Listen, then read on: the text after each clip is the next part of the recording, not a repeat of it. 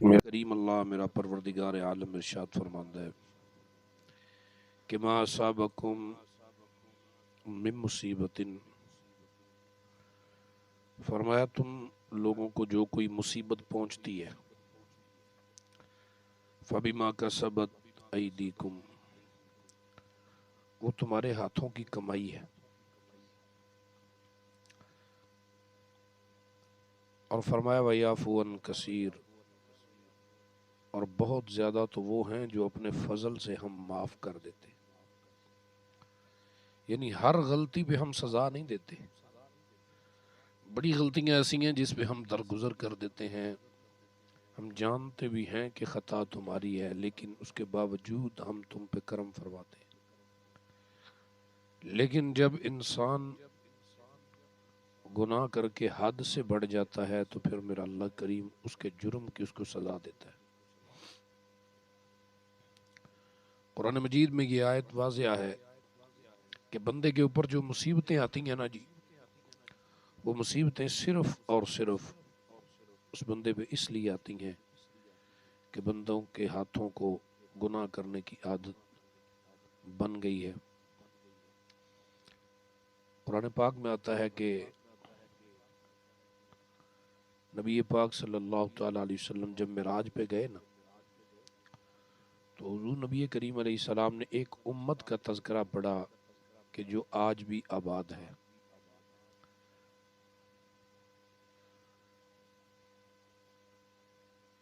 تو سرکار کونین نے فرمایا کہ جبریل، وہ جس امت کا ہم تذکرہ پڑھتے ہیں وہ لوگ کہاں رہتے ہیں؟ تو جناب جبریل عرض کرتے ہیں حضور یہ انہوں نے کوئی علاقہ بتایا کہ چائنا کی طرف فلاں علاقے میں وہ لوگ آباد ہیں۔ حضور نے فرمایا چلو جبریل آج ان کا علاقہ بھی دیکھیں گے۔ تو مفسرین فرماتے ہیں کہ حضور علیہ الصلوۃ والسلام اس امت کو دیکھنے کے لیے میرے آقا وہاں تشریف لے گئے، تو دیکھا کیا ہے کہ ان لوگوں کے مکان بڑے چھوٹے چھوٹے ہیں، یعنی بلند نہیں ہیں زیادہ، اور ان لوگوں کے ہاں قبریں بھی بڑی قریب قریب، گھروں کے قریب ہی قبریں بنی ہوئی۔ اور تیسری بات یہ کہ ان لوگوں کی عمریں بڑی وسیع ہیں،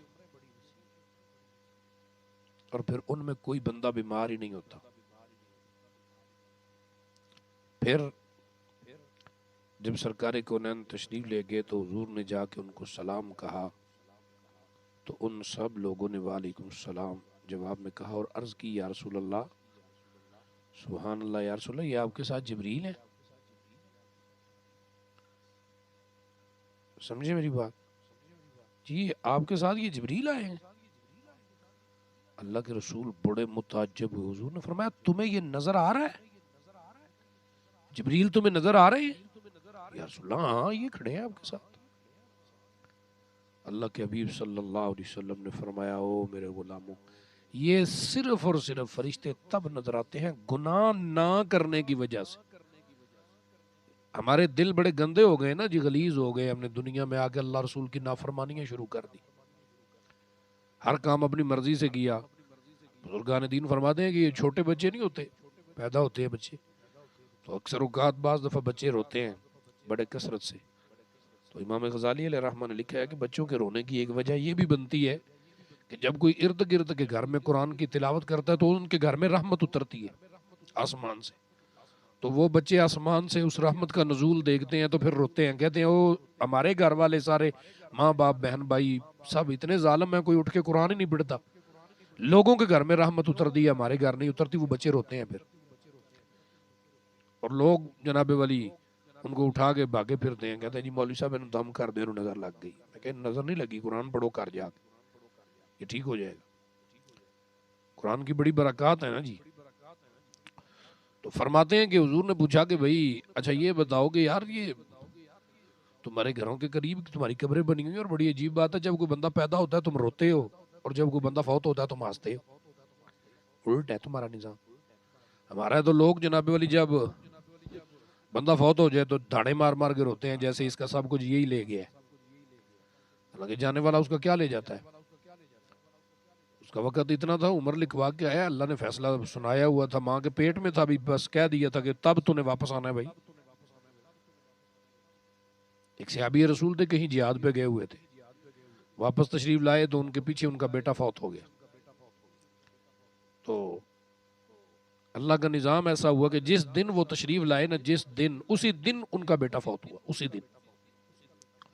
تو بیوی کو اب پتا کہ بھائی میرا شوہر ان قریب بس چند لمحوں میں گھر پہنچنے والا ہے۔ تو بیوی نے کیا کیا، بچے کو غسل دیا، کفن دیا، اور نہلا دلا کے پیچھے والے کمرے میں اس کی میت رکھ دی، اور اپنے شوہر کے لیے غسل کیا، خوشبو لگائی، اچھے کپڑے پہنے۔ شوہر آیا تو آتے اس نے واہ ویلا نہیں کیا، رونا دھونا نہیں شروع کیا، شوہر کا استقبال کیا، اس کی خدمت کی۔ اس نے پوچھا میرا بیٹا، اس نے کہا ادھر ہی آ جاتا ہے، بیٹھو، کھانا کھائے، کھانا کھلایا، اس کی خدمت کی، حتیٰ کہ یہ کہتے ہیں کتابوں والے کہ حق زوجیت بھی ادا کیا ان دونوں نے۔ تو جب اس کے شوہر کا ذہن تھوڑا سا سفر کی تھکن سے تھوڑا فریش ہوا نا ذہن، تو بیوی اس کو کہتی ہے حضرت ایک مسئلہ تو بتائیں۔ انہوں نے کہا ہاں جی پوچھو۔ وہ کہنے لگی مسئلہ یہ ہے کہ اگر آپ کے پاس کوئی بندہ اپنی امانت رکھے اور پھر کچھ دن گزر جائیں تو وہ بندہ وعدے کے مطابق اپنی امانت کو واپس مانگ لے، تو ہمیں وہ امانت خوشی خوشی واپس کرنی چاہیے یا رو دھو کے واپس کرنی چاہیے؟ تو اسے ابھی رسول کہنے لگے جی خوشی خوشی واپس کرنی چاہیے، جو امانت ہوتی ہے کسی کی اس میں خیانت نہیں کرنی چاہیے، اس میں رونے دھونے کی تو بات ہی کوئی نہیں ہے۔ تو زوجہ مبارکہ کہنے لگی پھر حضرت جی اللہ نے جو امانتاً ہمیں بیٹا دیا تھا نا وہ واپس لے گئے۔ تو فرماتے ہیں جب ان کا یہ اصرار اور یہ صبر تھا نا بیوی کا، اللہ اکبر کبیرہ، اگلے دن صبح جناب جبریل وہی لے کے آگئے۔ انہوں نے کہا یا رسول اللہ ایک عورت نے ایسا جنتیوں والا کام کیا ہے کائنات میں کوئی نہیں سکتا، لیکن جو یہ کرے گا نا کام، یا رسول اللہ اس کے لیے بڑے بڑے بڑے درجات ہیں، بہت بڑی بڑی شان ہے اس کے لیے۔ تو اللہ کے حبیب صلی اللہ علیہ وسلم نے اس بیوی کو اور اس کے شوہر کو بلا کے تحسیناً داد دی ان کو، اور خوش ہوئے اللہ کے رسول صلی اللہ تعالی علیہ وسلم۔ تو حضرات ذیوالفقار حضور نے فرمایا بھئی عجیب سی بات ہے کہ میں دیکھتا ہوں کہ تمہارے جب لوگ فوت ہوتے ہیں، اس قوم سے پوچھا کہ تمہارے لوگ فوت ہوتے ہیں تم خوش ہوتے ہو، بچہ پیدا ہوتا ہے تو روتے ہو؟ تو وہ کہنے لگے حضرت حضور مسئلہ یہ ہے کہ ہم بچے کی ولادت پہ اس لیے روتے ہیں کہ ہمیں پتہ نہیں ہے اس نے بڑے ہو کے عمل نیکوں والے کرنے ہیں کہ برے کرنے، یہ بڑا ہو جائے گا تو یہ جنتیوں والے عمل کرے گا یا جہنمیوں والے عمل کرے گا، ہمیں اس کا پتہ نہیں، اس لیے روتے ہیں۔ تو جب کوئی بندہ صالحہ زندگی گزار کے نیک پرہیزگاری کے ساتھ اور آخری وقت میں اپنے رب سے جا ملتا ہے تو ہم خوش ہوتے ہیں، کہتے ہیں یا اللہ تیرا احسان ہے، یہ منزل پہ چلا تھا، اس کا پیر نہیں سلپ ہوا، یہ ادھر ادھر گرا نہیں ہے، اس نے اپنی زندگی کو کیچڑ میں گندا نہیں کیا، گناہوں کے ساتھ میلا نہیں کیا، اور آخر فائنل یہ بندہ منزل مقصود تک پہنچ گیا، تو ہم اس لیے خوش ہوتے ہیں۔ تو اللہ کے حبیب سرکار نے فرمایا کہ بھئی اچھا یہ بتاؤ کہ تم لوگ بیمار نہیں ہوتے، یا کوئی میں نے نہیں دیکھا کوئی حکیم طبیب کچھ بھی؟ انہوں نے کہا یہ حکیم طبیب کی ہمیں ضرورت ہی کوئی نہیں، حکیم طبیب کی ضرورت ہمیں کیا بنے گی؟ نبی پاک سرکار جب مکہ سے ہجرت کر کے مدینہ شریف گئے تو مدینہ کا نام کیا تھا پہلے؟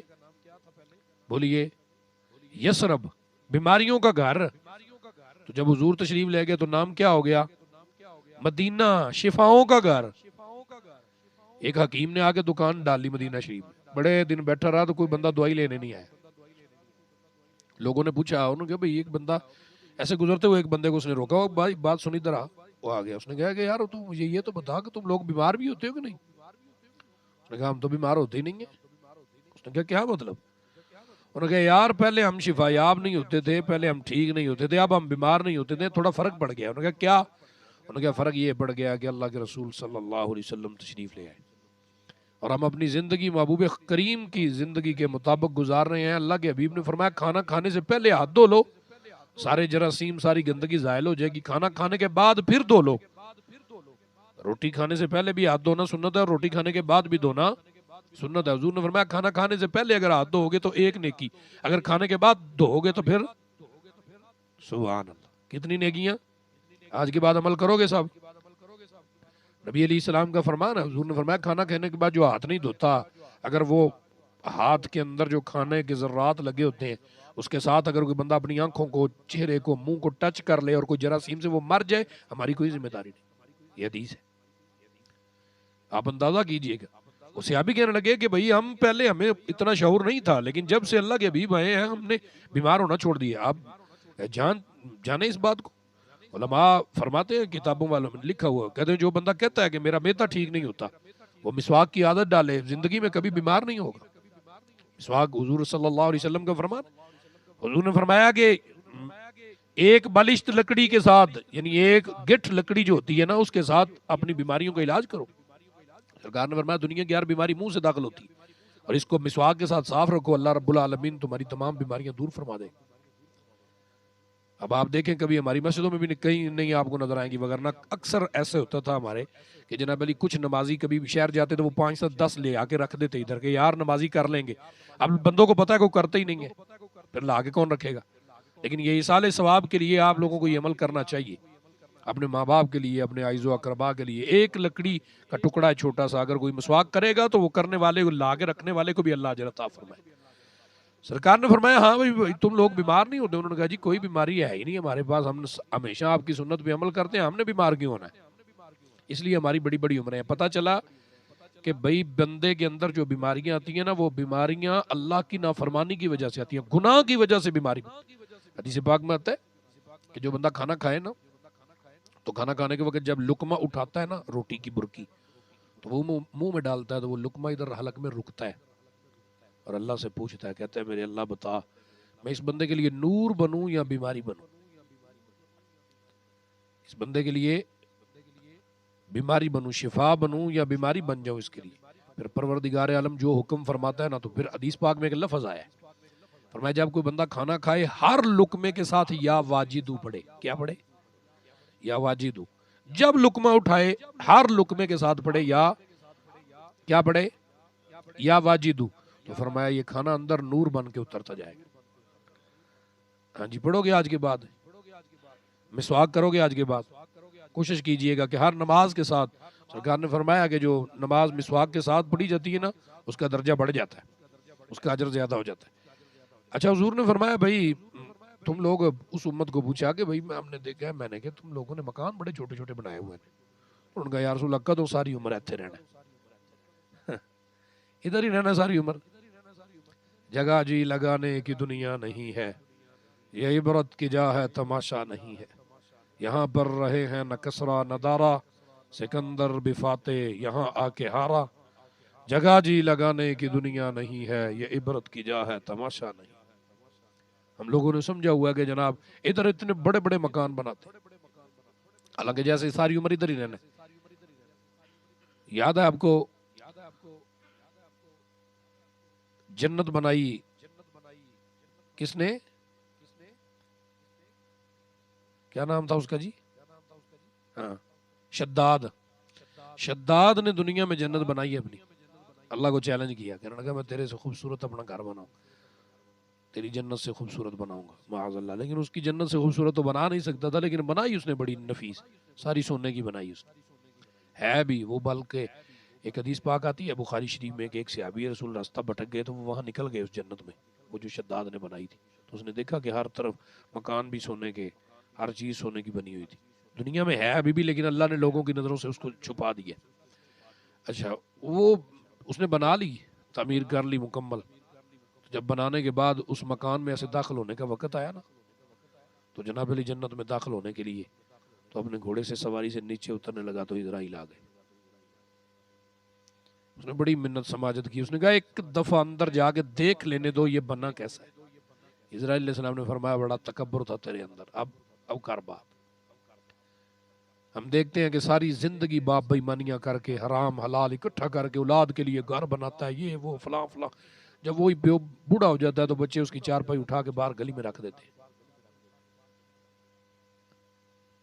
اللہ پاک محفوظ و معمون رکھے اب ہمارے بچوں کو، کیونکہ اگر ہم اپنی ماں باپ کی خدمت کریں گے تو ہماری اولادیں بھی ہماری خدمت ضرور کریں گی. ابھی تو ہمارے بھی ادھر جناب ولی الماس بھائی بتا رہے تھے کہ ادھر ماسٹر سٹی میں شاید کوئی اولڈ ہوم بن رہا ہے کہ جناب علی وہاں بزرگوں کو، بوڑھوں کو جمع کروایا کریں گے. نعوذ باللہ من ذالک. سید الانبیاء نے فرمایا کہ جو تم لوگوں کو روٹی ملتی ہے نا گھروں میں، یہ کبھی مت سوچنا کہ تم اپنے بازو کے دم پہ کماتے ہو، یہ بچوں اور بوڑھوں کا صدقہ اللہ تمہیں دیتا ہے. اور جس گھر میں کوئی ضعیف العمر بندہ نہیں نہ ہوتا، اس گھر کا سمجھو بوڑھے گھر کا نور ہے. ضعیف العمر لوگ گھر کا نور ہیں، بلکہ ہمارے پنجابی میں کہا کرتے تھے کہ بڈھا بندہ گھر دا تالا ہوندا ہے، ہمارے پنجابی میں کہتے تھے لوگ، جس گھر میں ایک بزرگ آدمی ہوتا ہے نا تو وہ گھر بڑا برکت والا ہوتا ہے۔ تو رات اس لیے اپنے بزرگوں کی انہوں نے کہا کہ جناب، ان سے پوچھا حضور نے کہ سرکار کونین نے کہ بھائی بتاؤ تم، انہوں نے کہا جی ایک تو ہم بیمار اس لیے نہیں ہوتے کہ آپ کی سنت کے مطابق عمل، دوسرا یہ کہ ہم گھر اس لیے چھوٹے بناتے ہیں کہ ہم نے کہا یہیں رہنا ہے ساری عمر۔ سرکار نے فرمایا کپڑے بڑی سجا سجو کے بنائی ہوئی ہیں تم نے صاف ستھری، انہوں نے کہا جی ادھر جانا جو ہے تو پھر اس کی تیاری تو کرنی پڑے گی۔ تو فرمایا حضور نے کہ بھائی یہاں تمہارے میں دیکھتا ہوں کہ کوئی بھی دکانیں لگی ہوئی ہیں اور چیزیں بیچنے والا کوئی نہیں ہے، خریدنے والے بڑے ہیں، بیچنے والا کوئی نہیں، سامان پڑا ہوا ہے۔ انہوں نے کہا جی ادھر پریشانی کی بات ہی کوئی نہیں، دکان پہ بندہ جاتا ہے خود اپنی مرضی سے چیز اٹھاتا ہے، اس کے پیسے اتنے ادھر رکھ دیتا ہے، واپس آ جاتا ہے، بس بھائی مانی ہے ہی نہیں۔ حضور نے فرمایا پولیس وغیرہ مطلب ادھر اس علاقے کا نظام فوج قانون کوئی بنایا ہے؟ انہوں نے کہا جی کوئی نہیں۔ انہوں نے کہا جی وہ کیوں؟ اس نے کہا کہ جی کوئی نافرمانی کرتا ہی نہیں ہے، فوج قانون کی تو ضرورت ان ملکوں میں ہوتی ہے جہاں بے ایمانی ہوتی ہے۔ ہمارے استاد محترم فرمایا کرتے تھے ایک دفعہ امریکہ نے یہ ایک نعرہ لگایا کہ ہم دنیا سے دہشت گردی ختم کرنا چاہتے ہیں، جب ان کی یہ افغانستان والوں کے ساتھ جنگ ہو رہی تھی نا، تو امریکہ کہنے لگا کہ ہم دنیا سے دہشت گردی کو ختم کرنا چاہتے ہیں۔ تو میرے استاد محترم تھے تو وہاں بیٹھے ہوئے تو وہ مسکرانے لگے، وہ کہتے ہیں کہ یار یہ نیا بیان سنا ہے اخبار میں آیا تو پڑھے ہیں تو اس سے ہنس رہا ہوں۔ میں نے کہا جی ہنسنے والی کون سی بات ہے، چلے انہوں نے ایک اچھا عمل کیا ہے، چاہے وہ انگریز ہیں، گورے ہیں، غیر مسلم ہیں، لیکن عمل تو ان کا اچھا ہے۔ وہ کہتے ہیں دنیا سے دہشت گردی ختم ہو جائے، تو کہتے ہیں یار تم لوگ بچے ہو، تمہیں پتہ نہیں ہے دنیا کا سب سے بڑا دہشت گرد تو امریکہ خود ہے۔ میں نے کہا جی استاد جی تعجب کی بات کی ہے آپ نے، وہ کیوں دہشت گرد ہے؟ آپ فرماتے ہیں کہ پوری دنیا کے اندر سب سے زیادہ اسلحہ بلکہ اسلحے کی فیکٹریاں ہیں یہ امریکہ میں، جتنا اسلحہ ہے وہ ٹوٹل جناب ایک گولی سے لے کے نا، ایک گولی سے لے کے دنیا کی ہر قسم کی بندوق، دنیا کا ہر قسم کا راکٹ، دنیا کا ہر قسم کا میزائل وہ امریکہ میں بنتا ہے۔ تو استاد فرماتے ہیں کہ اگر چلو ان کو بولو کہ دہشت گردی ختم کرنی ہے تو سارے اسلحے کے بنانے والی مشینیں، فیکٹریاں سب دریا بردہ کر دیں، ان کو ختم کریں تو دہشت گردی صبح ہی ختم ہو جائے گی۔ میں نے کہا جی یہ کیسے ممکن ہے، آپ نے بڑی عجیب بات کی۔ فرماتے ہیں اچھا تم یہ بتاؤ کہ ہم مسجد میں ادھر مطلب اب ہم 15-20 بندے 30 بیٹھے ہیں، ایک بندہ باہر سے آ کے کہتا بھئی ہم سب کو کہ بھئی جو تواڈے کول ہے دے دیو مینوں کڈ کے، تو ہم اس کو کہیں گے بھئی ہم 20 بندے بیٹھے ہیں تو اکیلا ہمیں کیسے ایسے کہہ سکتا ہے، اس کو 2 تھپڑ لگائیں گے تو اس کی ساری عقل ٹکانے آ جائے گی۔ لیکن اگر وہ 17 سال کا لڑکا اور اس نے اپنے ہاتھ میں کلاشن کو پکڑی ہو اور مسجد کے اندر داخل ہو اور آگے وہ کہے ہاں بھئی جو ہے جی کاٹ دیو، ہم میں سے کسی نے بات بھی نہیں کرنی، جو ہے چپ کر کے دے دینا۔ استاد فرماتے ہیں اب تم یہ بتاؤ دہشت بندے کی ہے کہ اسلحے کی؟ کس لیے کی دہشت ہے؟ اسلحے کی دہشت ہے نا جی۔ تو اس کا مطلب یہ ہے اگر تم دہشت گردی ختم کرنا چاہتے ہو تو دنیا سے اسلحہ ختم کر دو، بس دہشت گردی ختم ہو جائے گی۔ جب ڈنڈے سوٹوں سے لوگ لڑتے تھے بندے اتنے نہیں مرتے تھے، اب تو جناب والی پتہ بھی نہیں چلتا اور کیا کا کیا ہو جاتا ہے لمحوں میں۔ تو اس لیے یہ جو کافر ہے یہ ہمیشہ جناب والی یہ دین کے مخالف جائے گا، یہ اللہ رسول کی تابعداری میں کبھی نہیں آ سکتا۔ تو اس لیے آپ اس بات کو ذرا ذہن نشین کر لیں کہ ہم سب پر جو تکلیفیں اور جو مصیبتیں آتی ہیں وہ کیوں آتی ہیں؟ گناہوں کی وجہ سے۔ کیوں آتی ہیں جی؟ گناہوں کی وجہ سے۔ تو اللہ کریم کی بارگاہ میں دعا ہے کہ اللہ ہمیں ان بیماریوں سے محفوظ فرمائے، یعنی جو بندہ چاہتا ہے کہ میں بیماریوں سے بچ جاؤں وہ رب کا تابعدار ہو جائے، وہ اللہ کا تابعدار ہو جائے، پھر اللہ تعالیٰ اس بندے کی بیماریاں تمام دور فرما دے گی۔ وہ خالق کائنات اپنی رحمت اور اپنے فضل کے ساتھ ہم سب پہ اپنا خاص فضل اور کرم فرمائے۔